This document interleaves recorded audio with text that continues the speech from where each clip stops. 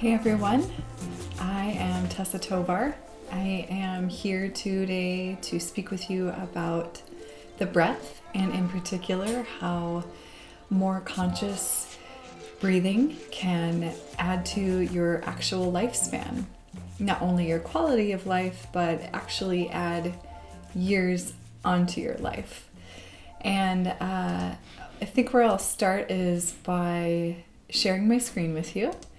I think when it comes to breath, and we're talking about something that sounds a little bit like magical or mystical, like the fountain of youth, it's kind of hard to believe that you can actually add years to your life. But there's some specific numbers and data that's helpful. And if you're like me, a visual learner, it's helpful to see it as well as to hear it to allow that information to sink in. So I will share my screen. All right. So here we are. The comparison that I'm going to use are the tortoise, us humans, and dogs. We all have varying degrees of lifespan, and in direct correlation with that, we all take varying degrees of breaths per minute. And so when you look at the tortoise, it's one of the longest living land animals or land mammals. And, depending on the source, what you're looking at, you'll see that tortoises live anywhere from 200 to sometimes 350 years.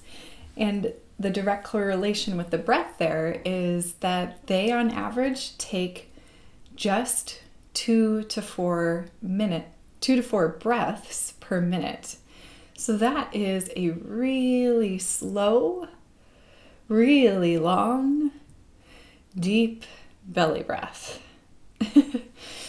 And if you compare that with a human, we humans tend to live anywhere from 60 to 100 years old. That's our average lifespan. We tend to breathe a little bit quicker. We tend to breathe anywhere from 12 to 28 breaths per minute. If you compare that with the dog, who has much shorter lifespan as compared to the tortoise or us humans, dogs have an average lifespan. And of course, it depends on the dog, the breed. Of course, bigger dogs tend to have a shorter lifespan. Smaller dogs tend to have a longer lifespan, but on average they breathe about 40 to 50 breaths per minute. That's almost a breath per second, so that's a really short, shallow breath. And I think it's just, again, like, it's really interesting to look at this and consider that breath cycle seems to have a direct correlation with how many years. And certainly this is a very yogic principle. It's talked about in all of the seminal yogic texts. One in particular that addresses this issue of longevity as it relates to breath.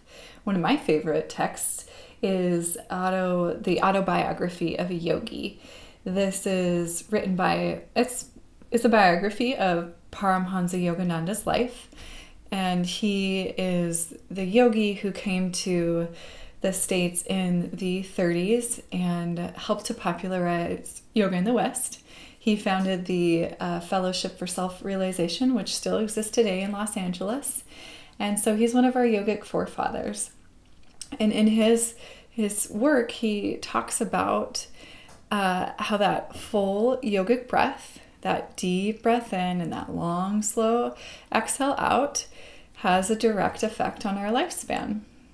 And science is just kind of catching up to this fact. I mean, you can Google any sort of science search about longevity in the breath, and we know that it has positive benefits to take a slower, deeper breath. It directly affects our nervous system.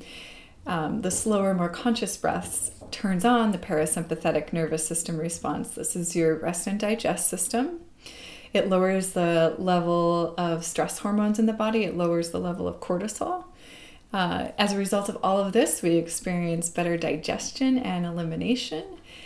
And it can also help to reduce your appetite and, of course, keep your emotions and stresses under control. So something that might have triggered you into fight or flight, if you're taking those slow, conscious, deep breaths, you might not see it as such a big trigger. You might be able to move through it with a little bit more sense of calm and ease. So science is just kind of catching up to all of this. And this is something that the yogis have talked about for eons. I mean, yoga is a tradition that goes back as far as 5,000 years, some texts say. And the rishis, the ancient yogis, believed that you were actually born with a specific amount of breaths for this life. So, not necessarily a specific amount of years, but if you think about that, the longer you take your specific breaths, the longer your life will be.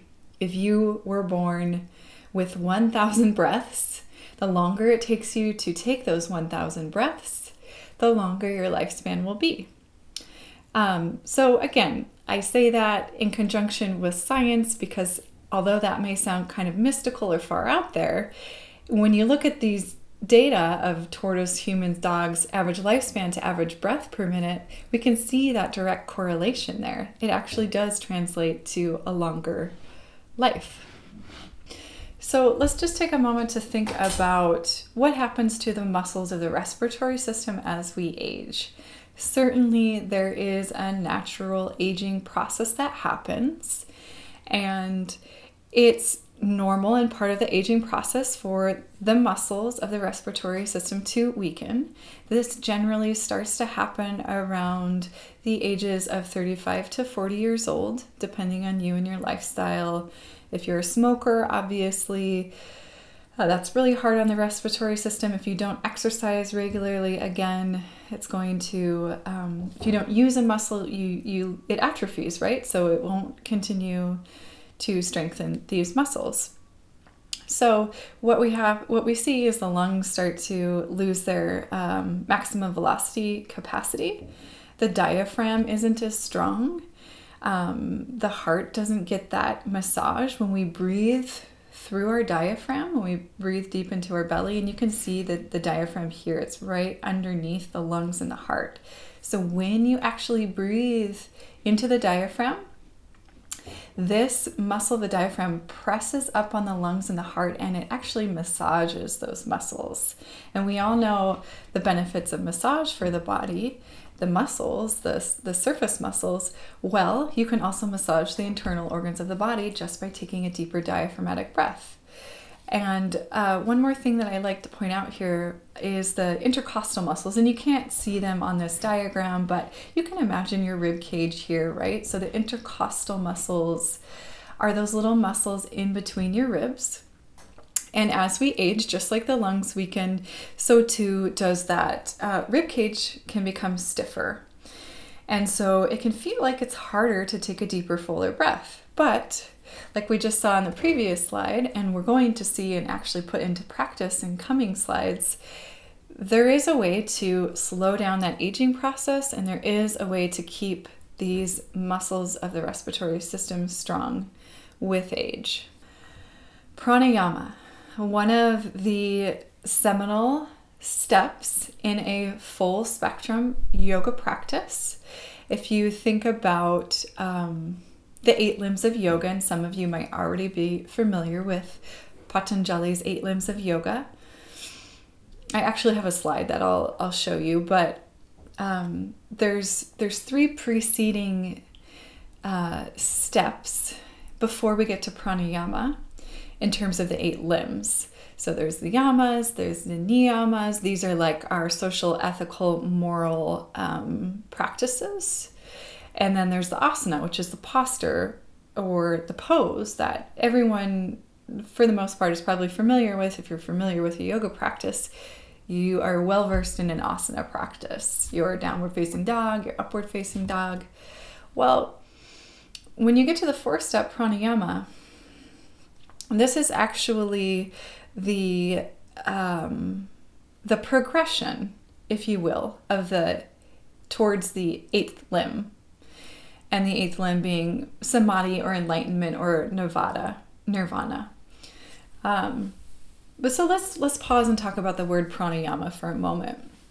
So prana is a word that means energy or life force. It has so many different translations that it's hard to conceptualize in the English language, but if you need some sort of really tangible reference, think of it as energy or life force. If you're familiar with the Chinese practice of acupuncture, tai chi, the chi is actually the prana. So it's in many different traditions and languages, the same idea of life force or energy that moves throughout our body.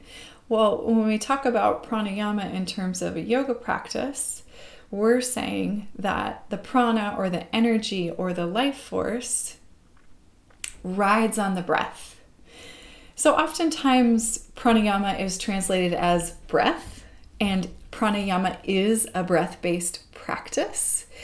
But I think a more succinct way to put it is to say that the breath rides on prana in order to regulate or increase your life force. So hopefully that makes sense. I know it might sound a little esoteric, but it's just to give you a more in-depth perspective of what we mean when we say pranayama. What do we mean when we say pranayama practice? It's not as flat as just saying breath practice, although it is inclusive of a breath practice. So I mentioned the 8 limbs of yoga. I really appreciate this depiction created by the Art of Living of the 8 limbs, because it gives you a nice little description under each of what it is. And of all of the descriptions I've seen of the 8 limbs of yoga, I think I like this one the best. It gives you the yamas I mentioned. They're like the social aspects, the moral aspects of just kind of being a person living in integrity, a good, upstanding citizen in this life. So you have 5 different social ethics there. I'm not going to go into detail in any of these. That is a whole nother conversation for probably like a workshop series or a teacher training. But I did want to provide you with this visual. And thank you, The Art of Living, for letting me use this for this presentation. Second, you see the niyamas, which are similar to social ethics, but they're more related to you and your personal practice. How do you put those social ethics of the yamas into practice in your daily life? Here are these 5 kind of prescriptions, if you will, of what it sort of means to live in kindness and truthfulness and moderation and generosity. How do you achieve that? And then 3, of course, we have the asana or the postures. And then 4th, you'll see the reason why I like this visual is because you can see that pranayama comes after asana. And I want to point this out because I don't believe that the 8 limbs of yoga are meant to be a linear path. And I like this because it's a circular starburst shape, so that you can see that these all work in tandem. They all go hand in hand. It's not like you achieved the first limb of yoga, then you move on to the second limb of yoga, then you move on to the third, and you don't have to practice the first, second, and third anymore. You're just focusing on the 4th. It's not like that. It's like they all go hand in hand. However, when we talk about asana to pranayama, this is a specific progression to prepare you to begin to turn inward, to prepare you and your mind and your body and your spirit and your soul to begin the practice of pratyahara. And then we move towards meditation, which you'll see in this idea of dharana, focus and attention. And then surrendering to that focus and attention and actually being in your meditation. And then what follows ideally is, or not ideally, but after practice, what follows in some cases is this state of pure bliss, of samadhi. So hopefully that gives you a good idea of how pranayama works with the other 8 limbs or the other 7 limbs of yoga. And why it's placed in this specific place. Oftentimes in a yoga asana practice, you might see a pranayama practice before your physical postures and after your physical postures. And this, usually if the teacher is putting them into place, is for a very specific reason, to prepare the body for the practice and to balance the body after the practice to prepare for meditation. Okay, so some things, some particular breaths that I'd like to share with you today that we'll actually try are the Viloma breath.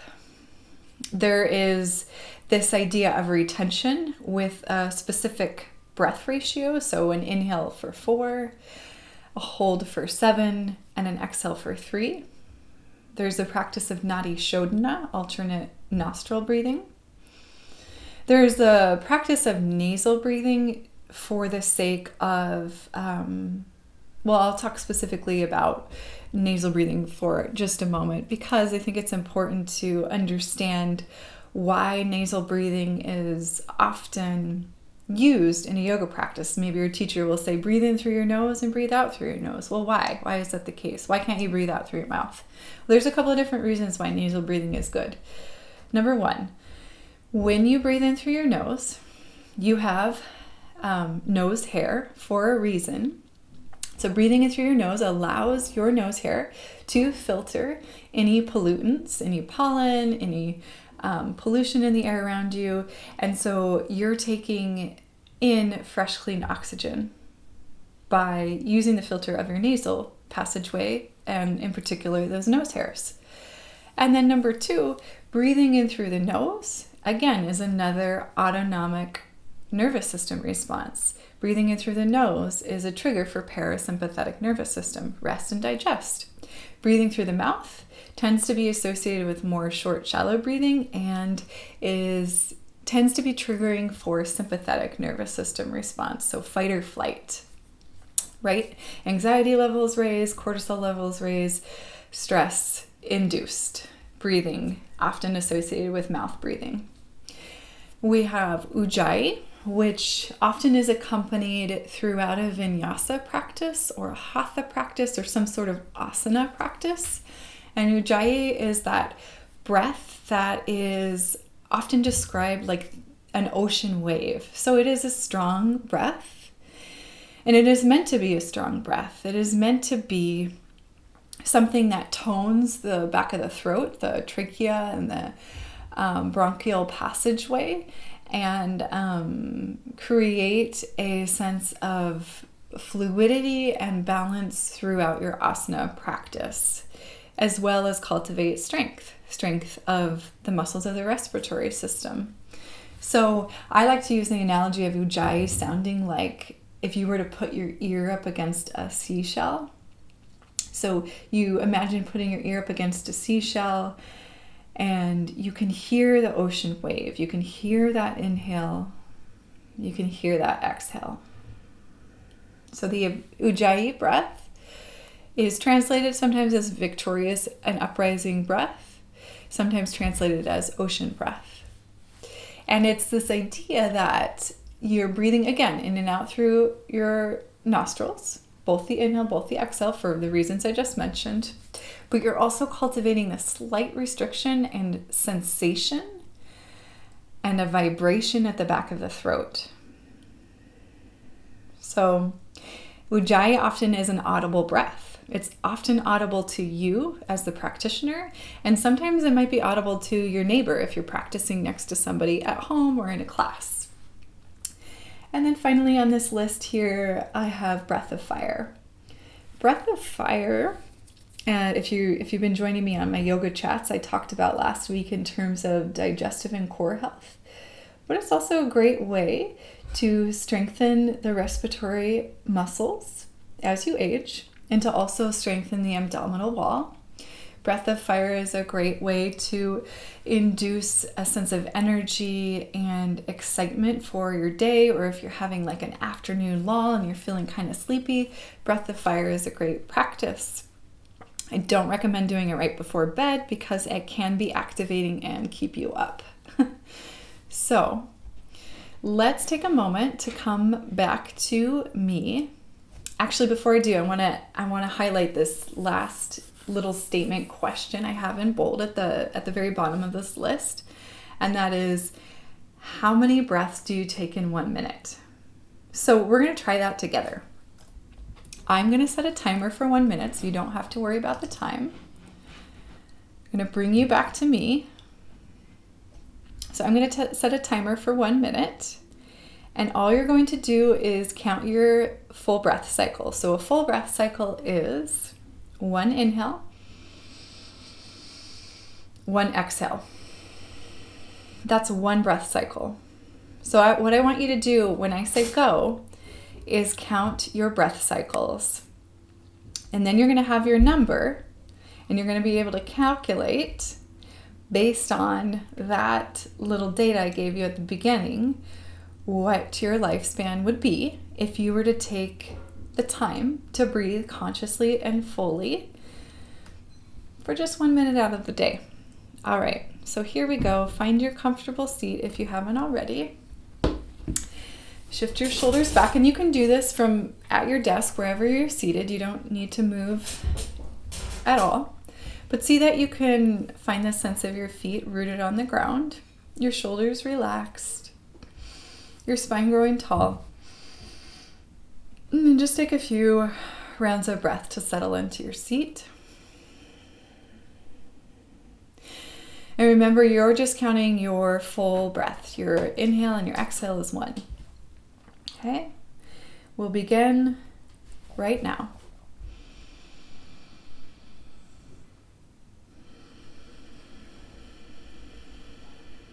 If you like, you can close your eyes.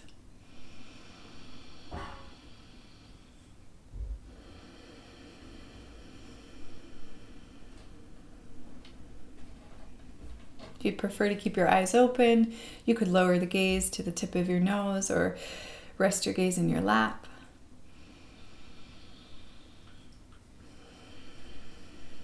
Just continuing to count your full breath.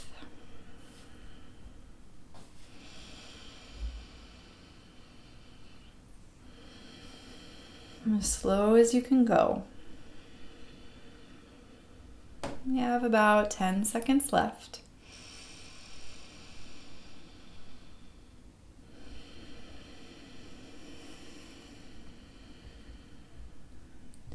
All right, so that's a minute. Timer went off.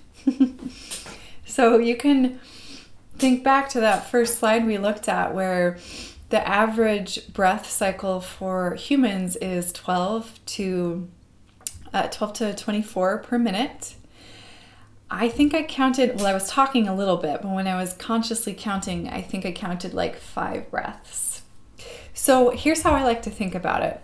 When I'm teaching yoga, especially a restorative yoga class or a yin yoga class, it's much easier to do this with the breath. I like to think about it as it should take 1 full minute to take 6 full breaths, because my inhale should be about 5 counts, my exhale should be about 5 counts. That equals 10 seconds. Multiply that by 6, you have 60 seconds. And so as you increase your lung capacity over time with a practice like that, you might begin to slow down that respiration rate. Maybe your minute-long breath turns into that of a tortoise. So maybe it takes you a full 4 breath cycles to go 1 full minute. And this is a good sign that you're increasing your lung capacity and you're strengthening the muscles of the respiratory system, namely the lungs and the diaphragm, and yes, the heart is included. So for this last little bit here, I want to walk you through those practices, those other pranayama practices that I listed. The first one we looked at was called Viloma breath. This is a 3-to-1 ratio. So what that means is you inhale for 3 counts and you exhale for 1 count. So you can imagine your torso like this cylinder, and you're filling it from the bottom to the middle to the top. So when you take your first sip of air in, it's like you're breathing into your navel, like from the base of your spine to your navel. That's 1 sip of air in. Your second sip of air from the navel to the chest. And your third sip of air from the chest, like to the nose or the eyes or the crown of the head even. You can kind of visualize somewhere in this trajectory that you're full of air, your lungs are at your maximum capacity, and then it's one long, smooth exhale out. Like you're emptying that glass of water. Your inhale, you're slowly filling it up in 3 parts. Inhale from the base of the spine to the navel, from the navel to the heart, and from the heart to the crown of the head. One long exhale out. In Viloma practice, this pranayama is specifically for increasing lung capacity. That's why I put it first, and that's why I'm bringing it up with you today. Second practice, I mentioned breath retention. And I think it's sometimes anxiety provoking to think about holding the breath, right? So I don't want to include this practice so that you're like holding your breath, you're causing all this extra tension, you're tightening all of your internal muscles. No, I want you to find a breath ratio that works for you. So it's your own count, what feels comfortable in your body of 4 to inhale. If you can retain for 7, great. If 7 counts, even if it's your own 7 counts, not my 7 counts, but yours, feels like too much, then you reduce that to 6 or you reduce it to 5. And slowly with that practice, you will build up the breath retention, but not by forcing it. And then slow down your exhale for 3, right? So again, that's a practice, that breath ratio is to increase lung capacity. So again, inhaling maybe is 4. Maybe you hold for 7 if possible. Maybe you hold for 6 or 5, and then exhale for 3. And the third pranayama practice on that list, Nadi Shodhana, alternate nostril breathing. This is one of my absolute favorite practices to teach and to have in my own practice. So I'll show you really quick what that looks like. I use my right hand, but if you're left-handed, you can use your left hand. You take your index finger, your middle finger, curl it into the palm of your hand.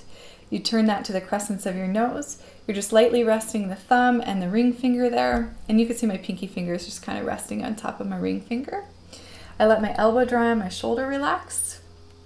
And then it depends on what you're looking for. The right side is associated with the sun. So if you inhale there, it's for energy.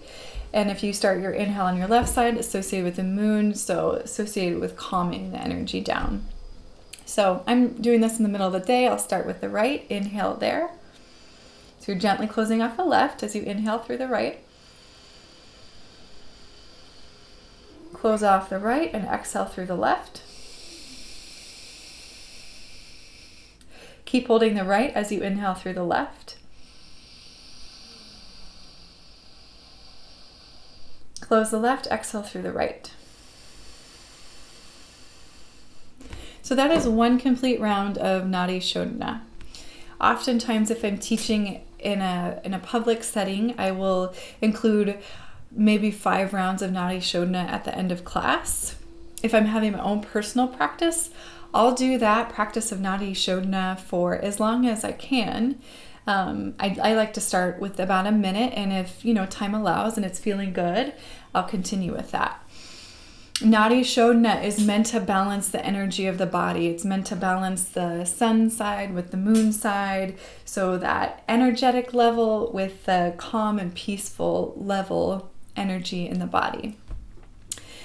And then finally, we talked about nasal breathing, and that's just, as you think about, I like to apply that more to like a vinyasa or a flowing class, like a hatha or a vinyasa style asana practice, because those are quicker paced practices. You're not going to have a pranayama right in the middle of a vinyasa flow, right? So invoking the nasal passage breathing way will keep the nervous system calm. And as long as you're going at a pace that suits you and your body, it will be attainable. In conjunction with that, I mentioned the Ujjayi breath, which is that sound at the back of the throat, that feeling at the back of the throat as you breathe in and out through your nose. And then finally, breath of fire. So breath of fire, I like to do this. So if you've never done breath of fire before, even if you have done breath of fire before, try it with me. So make a fist with your right hand, or if you're dominant left hand, do this with your left hand. Take that into right below the rib cage and let that fist rest there. Take your left hand on top of the fist, and it's kind of like you're almost giving yourself a gentle Heimlich maneuver. So inhale happens automatically. Exhale is when you pump the belly. And you can do this forceful exhale through the nose or through the mouth, whichever feels most comfortable for you. Inhale happens automatically through the nose. Okay, so I'll demonstrate. You can try it with me if you want. Inhaling, and then begin.